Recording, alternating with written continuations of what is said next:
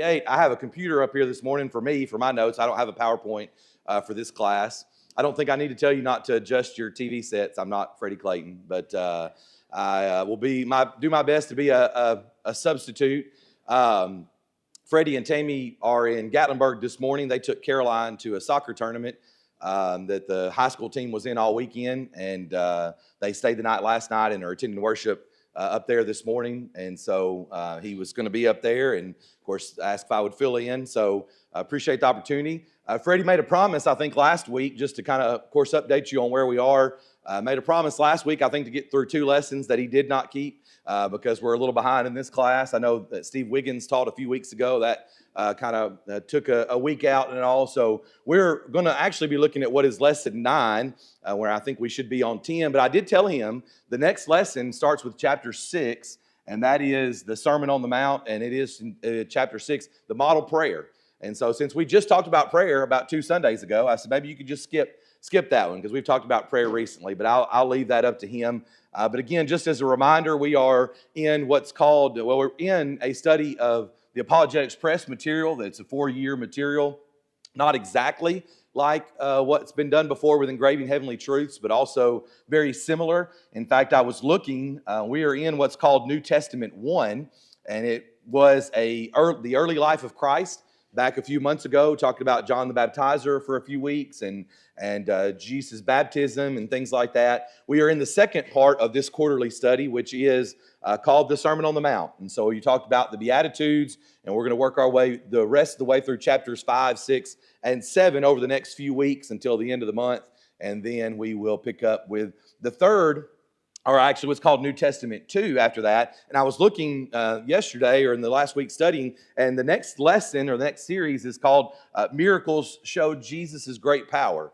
And so for those of you who remember Engraving Heavenly Truths, it is similar. There was a quarter on miracles with that. And so this is similar, but flows a little differently. And so the last quarter of this year on Sunday morning will be New Testament 2, which is entitled Miracles, and then Jesus the Master Teacher, which I would assume has a lot to do with maybe some parables and things like that. And so it's a bit of a challenge this morning because we are going to try to get through, if you open up there to Matthew chapter 5, it's verses 21 through 48. And as Freddie said last week, I think when he apologized at the end of class, he got to about 15 minutes or so left in class. He apologized because we weren't going to get through it. And he said, we're going to stop there and pick up because this section of Scripture is so,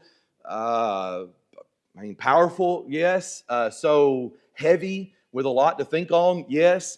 If you look at the sections, your Bible may break this section down into at least 1, 2, 3, 4, 5, or 6 maybe even sections, which I would say could be 6 sermons, probably at least. And we're going to try to get through that this morning, which will be a little difficult. But our title for this morning is Be Careful What You Think. Now, in case you're not aware, this material is meant for younger ages. I mean, it's made, if you look at the Apologetics Press material, it's made for kind of kindergarten through 1st and 2nd grade, and then 3rd grade and up through about middle school age. And then we're trying to take it and adapt it for our high school students and for our adult classes and all. But it's interesting to me. I think I said this the last time I had a chance to fill in for Freddie. But it's interesting to me to read what you would call probably children's material. You know, what this idea is of children's material, and taking that and adapting it into then what would be for adults. And of course, the truth is there's not a lot of difference sometimes, right? We need the same lessons. Sometimes the way we teach things is different. So this lesson is entitled, Be Careful What You Think. Now, within the kids' lessons, they often have memory work, kind of what you might call even hand work to remember something, like where we count on our fingers, 5 steps or something like that. And so in this lesson, of course, they have the song that so many of you, especially you ladies, have sung for a long time. If you ever taught a Bible class, especially a younger Bible class, maybe not our infants, but certainly the pre-K kind of class. Oh, be careful, little feet. Oh, be careful, little, we fill in from there. Be careful, little eyes, what you see. Be careful, little ears, what you hear. Be careful, little mouth, what you say. Hands, what you do. And feet, where you go. And we begin to teach our children that our actions matter.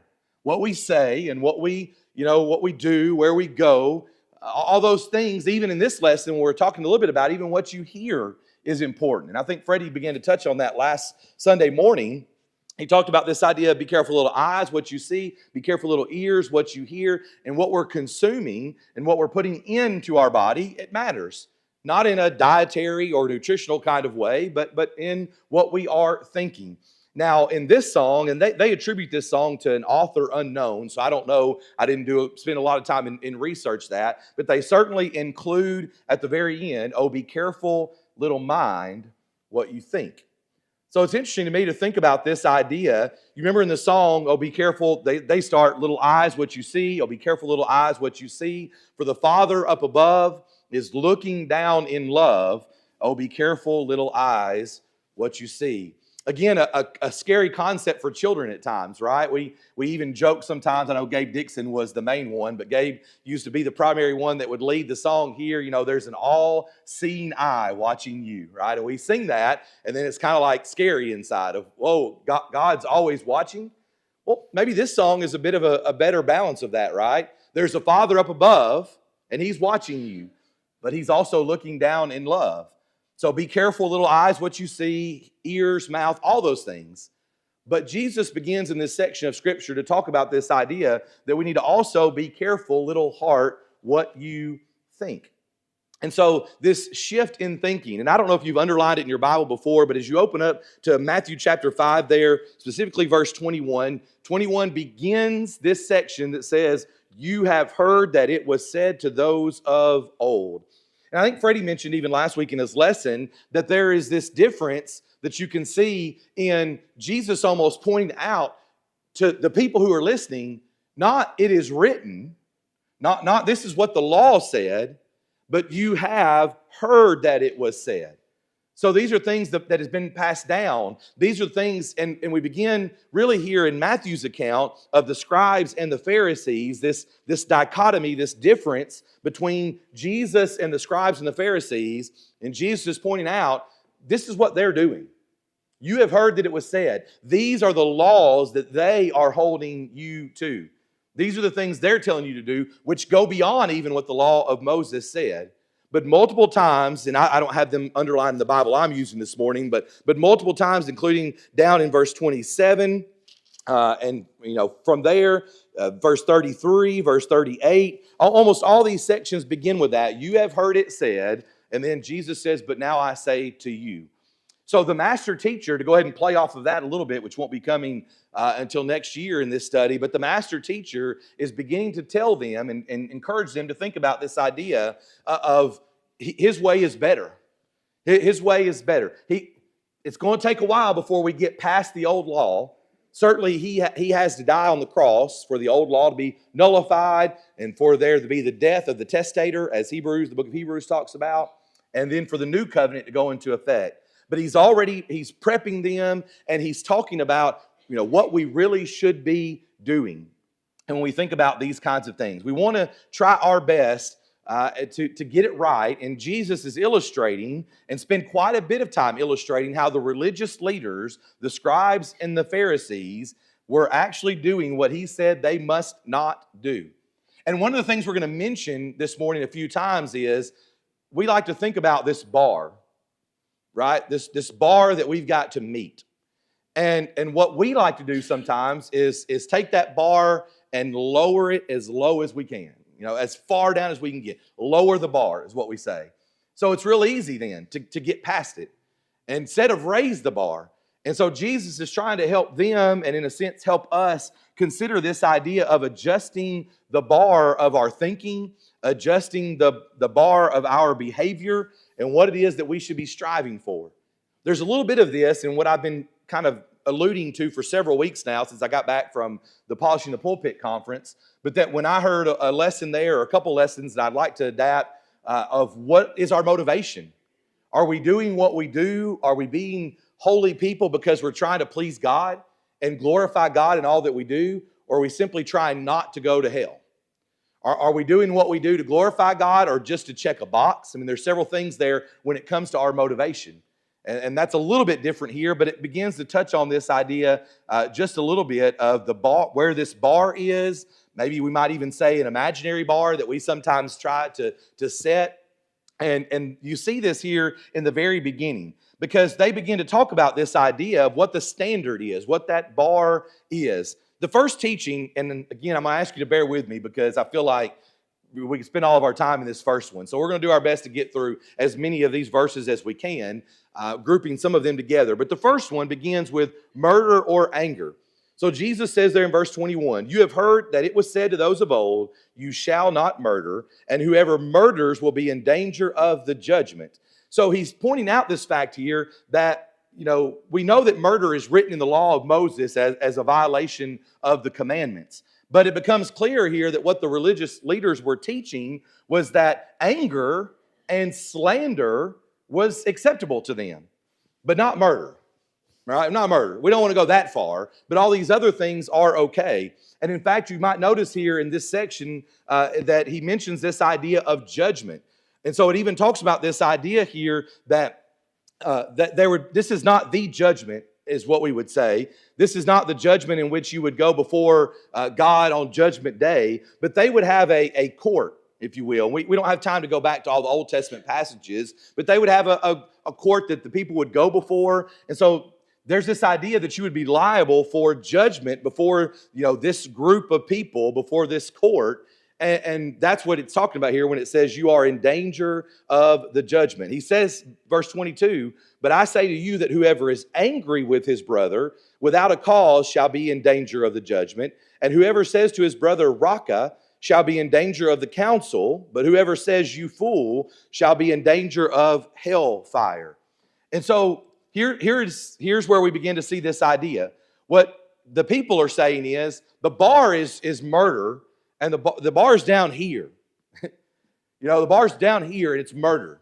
And what most of us would say, I'm looking at a room of people who I believe are here with good intentions. We're here to do good. We're here because we are, as we might say, honest, hardworking Americans, God-fearing people. So for everyone in this room, hopefully, that bar of murder real low is real easy to step over. I got it. I really don't feel the need to murder anybody. And, we kind of joke about that sometimes. Say, my kid messed up or they disobeyed blatantly, and when I get to them, I'm going to murder them. And we don't mean that. We're just using an expression because murder is a very low bar that it's not very hard for us to clear. But Jesus begins to raise that bar, and the theme of the lesson is, be careful what you think. And he begins to talk about this idea of having hatred in our heart. Okay, well, now that's a different story. There's some people I don't like, maybe. Do I harbor hatred for them? And I think Freddie touched on this for just a moment last week. But, murder, is typically not just an accidental thing. Now, there are times, of course, in which, a person makes a poor decision to drink and then to drive, and maybe then we might call that death accidental.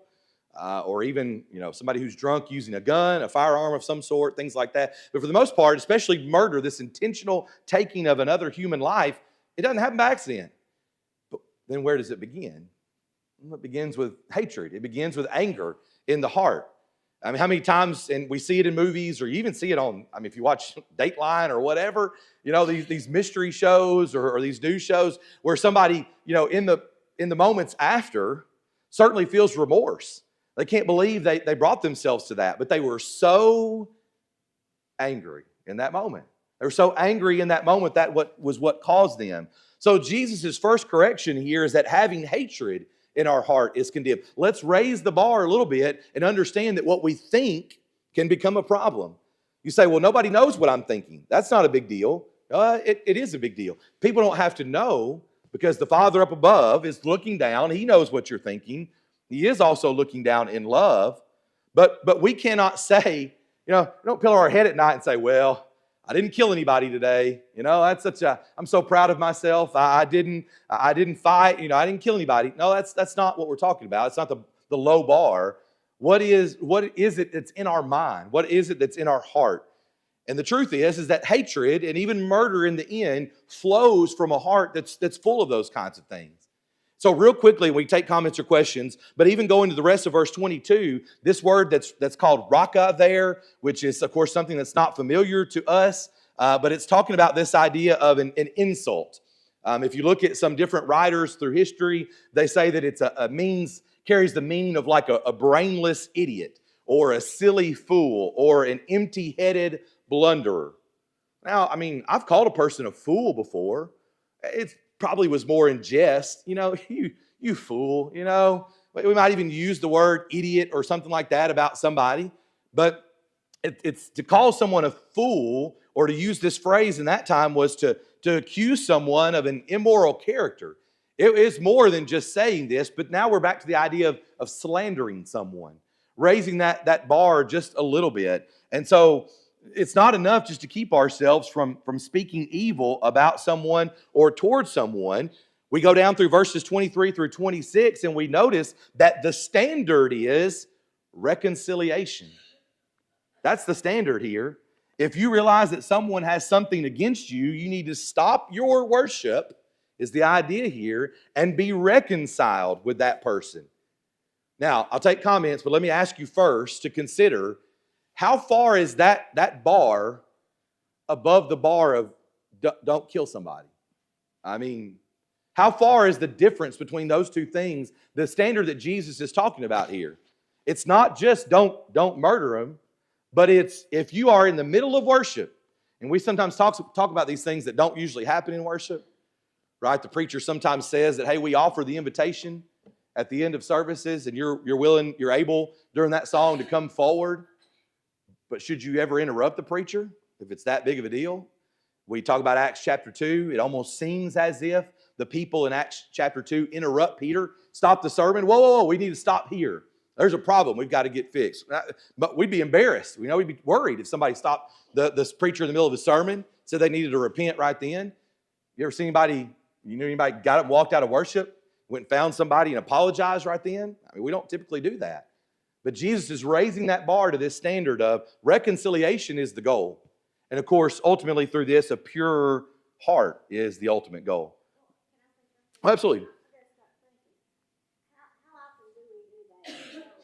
If we really look at ourselves, I know if I've got something that's bothering, if we've got something that's bothering us about somebody else, it does affect their worship. Mm-hmm. Because you can't get past that a lot of times in your Yeah. head. So what does the Lord tell us to do? You go fix that right now. Because if we don't, you know what happens? We stew. Yeah. And we're not focusing on what we need to focus on. We need to try to have the heart and mind of Christ and say, we're going to fix this. Yeah. And do your best to fix it. Because you can't even move on until you do that. Yeah. Yeah, if you're being truthful about it. Tina alludes to one of my favorite passages that I try to drill into my children. Romans chapter 12 and verse 18 from the English Standard Version says, if possible, so far as it depends on you, live peaceable with all men. That's the standard here. As much as it depends on you, and Tina was alluding to that fact. She talks about sitting and stewing. You're the one, she's the one, I'm the one struggling with that. That person's sitting over there, and they may or may not know the difference. And part of this is, well, shame on them too. I mean, but it's up to you. As much as it's possible with you, as much as depends on you, live peace with all men. Charlie, go ahead. Many of the murderers I dealt with on a daily basis, they had no remorse of what they did to their victim. They used to tell me that they deserved it. They got what they deserved. So, I mean, we don't do what they do, because a lot of them don't have a conscience. Mm-hmm. And they don't care what they do to other people. And that was self-evident by their life sentences. Yeah. Yeah, Charlie, for those of you who don't know, but Charlie had a past in working in the prison kind of system and with folks who have been through, terrible things, have done terrible things, and some, lose that conscience, so to speak, and go through that. But I would even say, it probably didn't just start that way. Now, there's certainly people that have mental problems and those kinds of things. But for a lot of people, you get to that point where you find yourself maybe, with life in prison or whatever, after multiple steps of hatred and allowing, back to Tina's point almost, allowing that to build up until that's the way it explodes out of you. We talk about that. Again, my point would be, we don't most of the time struggle with we're going to murder somebody, but we do have problems with someone, and it becomes an explosive situation when you stew about it to where you don't know what else to do, and then it blows up, and maybe you say something you regret, or you have a huge argument, and because it has done that. Murder may not be our fear because we don't feel like we would go that far, but stewing and allowing it to build up is part of what we're talking about here.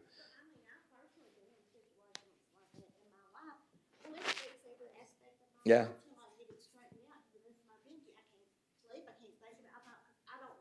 Yeah. It's not the way we should be as Christians. Yeah, it shouldn't, and it will consume us. That's why it boils over eventually. Yeah. And we all have our egos, and we all have our emotions, and those things get damaged, and we have a hard time overcoming that. Yeah. And so then we justify our resentment. Yeah. We justify the idea that we want to get even. Yeah. And so that's where the problem Mm-hmm. is. When we try to justify our position and then try to go do evil. Yeah. Very good. Excellent point. I've wanted to preach that before too, Ricky, and talked about, the danger of justification. We talk about the wonderfulness of justification from God. God makes it just as if I'd never sinned. You may have heard that in a sermon before. We're justified by God, and that's wonderful. But what we do with justification is we justify how we feel. And we are really, really good at that, by the way. Again, that's another lesson for another time. But we are really good at convincing ourselves that we are right in our position. I'm justified to have that disagreement with that person or to be angry at them. We saw it this week with the murder. Yeah. The person felt justified.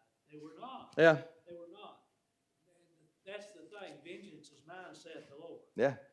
And so you and I don't, generally speaking, have enough sense to be able to justify anything like that. Sure. Ricky, most of you in here can hear him, but touches on it. And it came up several times in my thoughts about this, Ricky, just because it's been on our thoughts this week with the murder that occurred earlier in the week. But yeah, it seems to be that a lot of those situations are a case where someone has had lots of bad thoughts back to this idea. And then they eventually go to that point of taking someone's life. And it amazes us, not in a good way, of course. It's disappointing, it's frustrating, but that's kind of the point here. You build up those thoughts until you get to the action. Charlie? Yeah.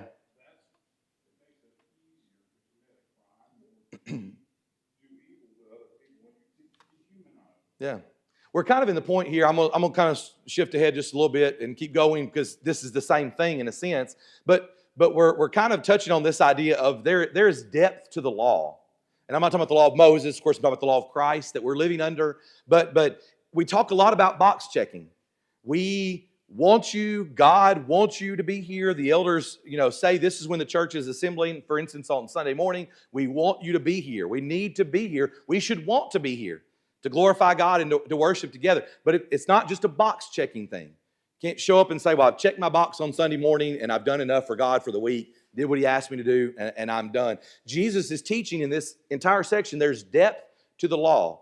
We shouldn't just step over the bar of murder.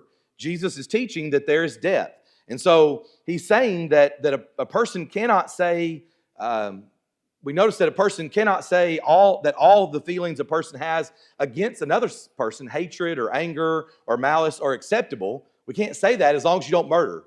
It's okay to think whatever bad thoughts you want as long as you don't murder. And the same way, nor could a person say that it was acceptable to insult somebody. We touched on it for just a moment there. It's not acceptable to insult somebody as long as you don't murder them. He's teaching for the change to come from the inside. Be careful, little heart, what you think. And so in this next section, he's going to go even further, and he's going to talk about this idea of lust and of adultery. So verse 27 then, jumping down there, says, you have heard that it was said to those of old, you shall not commit adultery. So there's that bar. Bar's real low.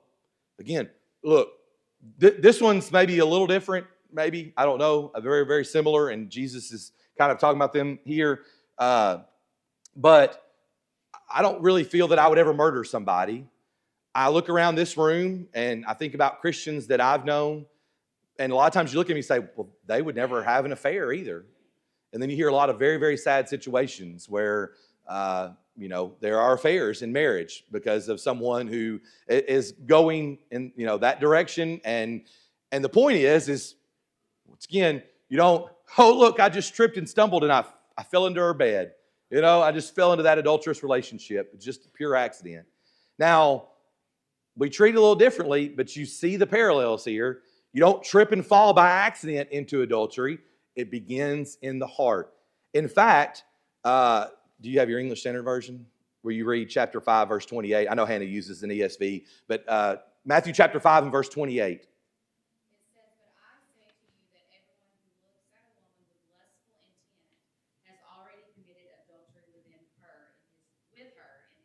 All right, so I don't know if you're following along exactly in the version you have. I have the New King James. A lot of you probably have the King James. But in some of the material I was using to prepare, they pointed out that they really liked the way the English Standard Version translators translated this part of Scripture. And I don't know if you heard the difference, but in the English Standard Version, to help us understand the concept of lust here, they translate that lustful intent. But I say to you that everyone who looks at a woman with lustful intent. So, what's your heart like? Now, we make this about men a lot, and that may be the case. I didn't pull any numbers, but I don't know if there's any research done. We make it about men a lot, men, oogling women and that kind of thing, but certainly can go the other way as well, to look at someone with a lustful intent.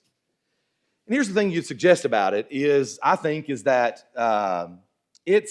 it's not a sin to look at a man or woman. I'm doing it right now. I'm looking at men and women. It's not a sin to look at a man or a woman. I would even suggest it's not a sin to look at a man and woman and think they're attractive, to maybe compliment someone on their beauty, to say something about them, they're handsome. And so it's, confident that the reason that any man begins to date a woman is probably because of an attraction there, a looking upon and her and found her attractive. Furthermore, we know that God created us that way. It's very natural. He doesn't expect us to repress those feelings in one way and just say, well, I don't look at anybody with any form of attractiveness or beauty in that way. But to find a person attractive or to look upon a person, period, is not a sin. God created us that way. Jesus describes what the sin is. And again, maybe the English Standard Version does a great job. Lustful intent. And maybe not just lustful intent in one way, but a continuous lustful intent. In the same way that to watch hear a song on the radio or to see something in a commercial or anything that is, got a bad word in it or, something you can bounce your eyes. We try to teach our young men, bounce your eyes away from those bad pictures or movies or a girl dressed inappropriately or those kind of things. Bounce your eyes away from that. It's not a sin to see it in the sense that you may not be able to help it, but are you going to continue to look in a lustful, intense situation, or can you bounce your eyes away? Same thing is true maybe in what we hear and see. Here, we can bounce our ears away from that and not dwell on that. And so then we begin to talk about this idea of it's the continuation of it. I don't want to kind of go down this road fully, but you can't walk around the United States of America, or maybe anywhere in the world for that matter, during the summer without probably seeing things that you don't want to see, that shouldn't be seen. And so we can't help that. We can't help the way that we continually consume that, if that would be a problem. And I'm not just talking about walking around looking at people, but then, men and even women delve into things like pornography use and things like that, a lustful intent. And so the law of Moses was clear about, this idea and these things and condemning lusting. Jesus is really not giving a new command. In fact, in Exodus chapter 20 and verse 17, Exodus 20 is the 10 commandments. At least the first section, there's the 10 commandments. God says, you shall not covet your neighbor's house. You shall not covet your neighbor's wife. or his male servant, or his female servant, or his ox, or his donkey, or anything that is your neighbor. And so he's talking about this idea of coveting, of lustful intent, desire for something. And so Jesus does not allow us to think that we can do in our hearts whatever we like and then, act upon those thoughts and desires, but just don't commit. Don't commit the sexual act. He says you've already committed adultery with this person in your heart. Now, if you're still there in Matthew, you can turn over to Matthew 15, Matthew 15, 19 and 20. For out of the heart comes evil thoughts, murder, adultery, sexual immorality. This is Matthew 15, 19 and 20. Murder, evil thoughts, murder, adultery, sexual immorality, theft, false witness, slander. These are what defile a person. Sin begins in the heart. It begins in the heart. And here's the thing about this section, right? You say, well, how big a deal is it? How big a deal is it, God? Is the bar that low that I just have to step over not murdering someone and not committing adultery? Where's the problem? The remedy that Jesus says here to this problem is to cut it off, to cut it out, to make an extremely aggressive response. He says there in verse 29, and if your right eye causes you to sin, pluck it out. Verse 30, if your right hand causes you to sin, cut it off. And I think it's for the second time here. Yeah, I didn't mention it in verse 22. We did read it. But notice in verse 22, he talks about the danger of hellfire, and he says it again here at the end of verse number 30, then for your whole body to be cast into hell. Listen to what he's saying here. We are responsible to take extreme measures to fight against sin. We live in a world where the opposite is the case. So often, movies, books, social media, whatever it might be, encourages people to get as close to the line as you can. It's your life, it's your thoughts, you do what you want to do. They might condemn adultery. You don't need to cheat on your spouse, but you can do whatever you want to do up to that point.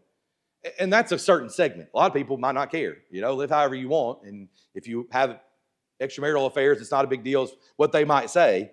But whatever it might be. I've heard people, and of course it's just such a humongous problem in our world today, the ease of access to pornography, that kind of thing, have known even recently, known personally, even recently, of at least one fellow preacher, really struggling with that. And what the solution then would be to take that phone, throw it out the window, throw it in the garbage, whatever it takes. But, we say, well, but I can't live without it. Take the computer, hide it, get rid of it. I can't do that. I gotta have internet access. Okay. We do a lot of things through the internet today. We communicate with phones, but, I don't know. What's the extreme measure that we're willing to take to avoid the sin that will condemn us, that will send us to hell, Ricky? You don't have to have that electronic. No, we lived without it for how long?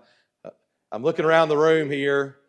Anna might be the only one, but that's young enough to say that she might have been one of those digital natives who's had one her whole life. But even maybe Hannah and I are the youngest. I don't know.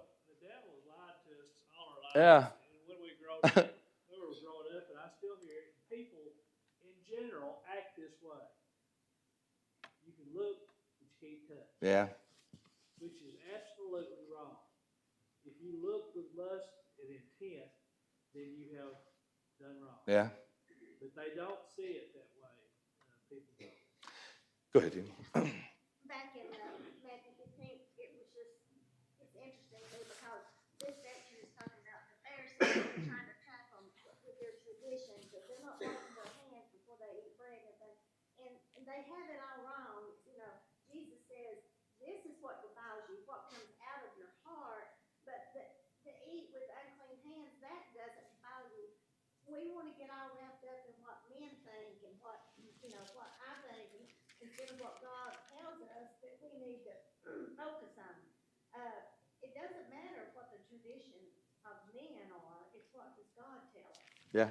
So Tina makes a good point. And again, this section, even in Matthew 6 or 5, is a lot about what men are saying. I mean, he's fighting here, and this is very early, so it's going to get worse in a sense through the book of Matthew as he's fighting against the scribes and Pharisees. But her other point here is that it's not just what men say, but what men say is it's about the outside. You know, the point there she mentioned in Matthew 15 is it's about how dirty your hands are. You know, if you could use a black light to tell if somebody washed their hands before they ate, that's what we're concerned about. You know, we didn't see you washing your hands. And even in Matthew 15, it's a continuation of this thought. I'm not worried about how dirty your hands are. I'm worried about how dirty your heart is and whether you're keeping that pure. Brian, go ahead. Regardless of electronic devices in the scripture, Jesus said, if your eye offends you, pluck it out. If your hand offends you, cut it off.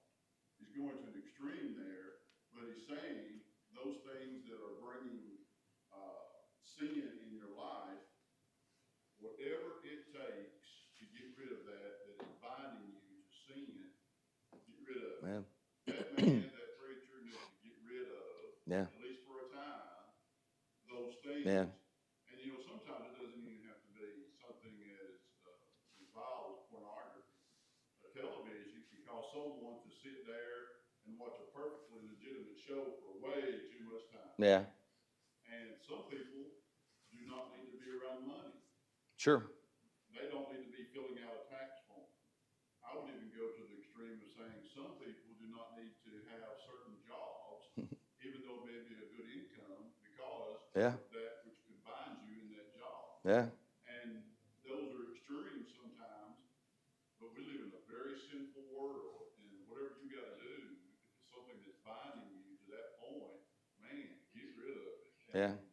Because in the end, it doesn't matter. Yeah. A very, very good point. So, Robert? What was David's problem?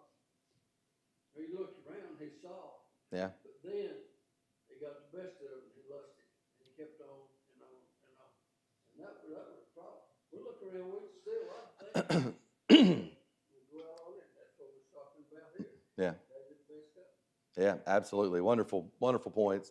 We'll move on again just a little bit further. Verses 31 and 32 begin to talk about, and there's a little bit of a difference here. I don't, maybe that's not the best way to say that. You know, we're kind of going a little bit of a different way, but without spending a lot of time on marriage and divorce, you know, we're on this idea of thinking about from the inside out, the depth of the law. Jesus is teaching about these things. So when we talk about, you know, divorce, we go all the way back to Deuteronomy, and we're back to the teaching on the law. So notice he says there, verse 31, I didn't point this one out earlier, furthermore, it has been said, and I would just point out to you here this difference again in what the world says and what God is asking us to do and to think and what Jesus is saying.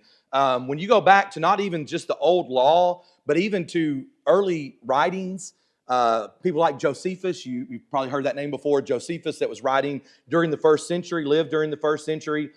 Josephus records that divorce was permitted for any causes whatsoever. There's an apocryphal book called Ecclesiasticus, and again, different study for a different time, but Ecclesiasticus, which is not inspired, but it was written around 150 BC. And here's a quote, okay? Don't shoot the messenger. If she will not do as you tell her, get rid of her. Oh, I couldn't tell where that came from. I didn't hear which side of the room that came from. The Mishnah. You heard the Mishnah before? The Mishnah is the collection of the oral Jewish laws. You may have heard of that term before. The Mishnah, which was composed around 200 AD, stated all kinds of ridiculous grounds. And I think I've heard this before, maybe even used it in a lesson that I've talked about for divorce. Ridiculous grounds for divorce. If she was barren, you could divorce her. If she had a physical defect, if she had poor posture or thinning hair, or if she ate something he forbid her to eat, if she burned his meal, or if he simply found someone he thought was prettier.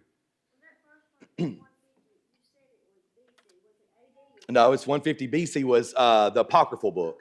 Those apocryphal books. And so again, I hadn't do all the study through that. I've looked at those before, but it was called Ecclesiasticus. So it's very interesting because it's like Ecclesiastes that we have here, not inspired, written around 150 BC, but that stated that there. And if you find these, by the way, I've got a reference here in these notes I was using, but Ecclesiasticus 25:26. It's just like we would think of a biblical inspired book, the Bible that we have, but you can go and find those things. And so from reading these ancient Jewish sources, the impression is not that divorce, or is that divorce was relatively easy and it's not considered a grave misdeed. So try to put yourself in that position when Jesus is talking here. And he says, furthermore, it's been said, you've heard the Mishnah, even if it wasn't maybe even called that fully, but you've heard these teachers, these scribes and Pharisees say these things. And unfortunately, guess what? The same thing is true in the 21st century. The same thing is true in 2025 and has been for a while now. And as we touched on Wednesday night in our class, many of you have seen a bit of a change in our country, that maybe for a while in our country, divorce was frowned upon. There was a time where it was, and most people were married, those kinds of things. But certainly it's been the case for a lot of people, and it certainly is the case today. If you do not want to be married anymore, you don't have to be married anymore. You don't really even have to have a cause. It's all kinds of reasons. They divorce and remarry. And so, God's universal law is different than that. Look at verse 32. And this is not even the main passage we usually turn to. We usually turn to Matthew 19. But verse 32, but I say to you that whoever divorces his wife for any reason except sexual immorality causes her to commit adultery, and whoever marries a woman who is divorced commits adultery. So real quick, I don't want to, we could spend so much time there, but we're going to have to, for the sake of time this morning, kind of move on. But this change, this depth to the law, this thinking about something that's better than the low bar of, I don't want to be married anymore. I'm just going to step right over that, and it's not a big deal.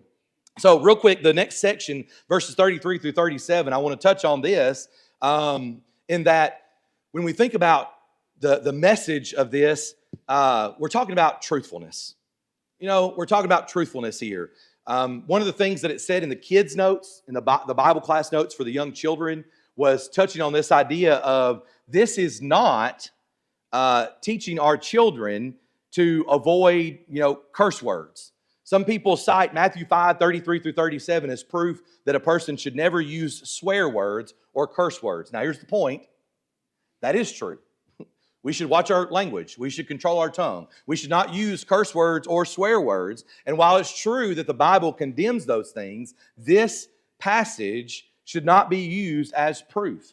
What this passage is talking about is oaths. It's talking about swearing by something, by physical objects, not necessarily just profanity. And so what the point that Jesus is making here is that Jesus is saying his followers need to be truthful people.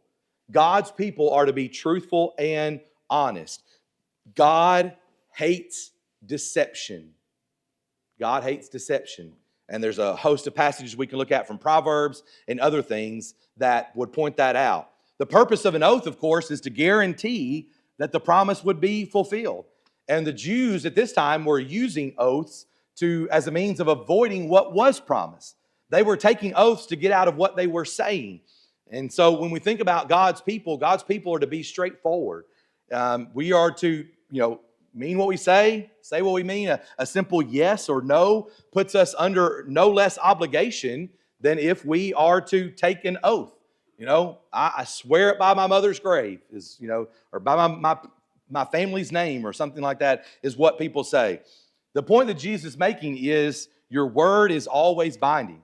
Your yes must be yes, your no must be no. We do not get to avoid our obligation simply because we did not make an oath before God. And so, the passage, verse 37 there, that says that your yes be yes and your no be no. And so, there's a sense in which in a court of law, a Christian maybe must take an oath, can and must take an oath, because that's what the court is asking us to do to ensure the veracity of our words, to be sure that what we're saying is absolutely true. And so, we might need to do that for people in the world that don't live by the same standard that we live by. So don't take this as you're not allowed to ever put your hand on a Bible, maybe in a court of law, and give a testimony, what we'd call a sworn testimony, because there might be a need to do that. But Jesus' greater point is that just because you did not take an oath doesn't mean you're not bound to your word anymore. And so, when Jesus says do not take an oath at all, we must read the rest of verse 34 there. When he talks about this idea, he's saying do not take oaths like that, because the reason they took such an oath was to give themselves a backdoor option to not keeping their promise. Have the character that when you tell someone you will do something, they believe you. Is that not the case sometimes for us as Christians? We get into this with other people and, they'll say, I know Brian, Moody. I know Ricky Hickman or Robert Turner or whoever. I know that they're good for that. I know they're an honest person. I know that they've lived their life in honesty. When they're saying that, this is kind of what they're saying. They know your yes to be yes. You may have never had a situation where you talked about Matthew chapter 5, but they know your character by that. And that's what this is saying here. And so in the very last section of this, verses 38 through 48 here, 38 through 48, Jesus states that the principle for living for God's people, he states the principle and then gives 4 illustrations. The 4 illustrations here are, number 1, to turn the other cheek. Number 2, to give your cloak. Number 3, to go 2 miles. And number 4, to give your property to another there.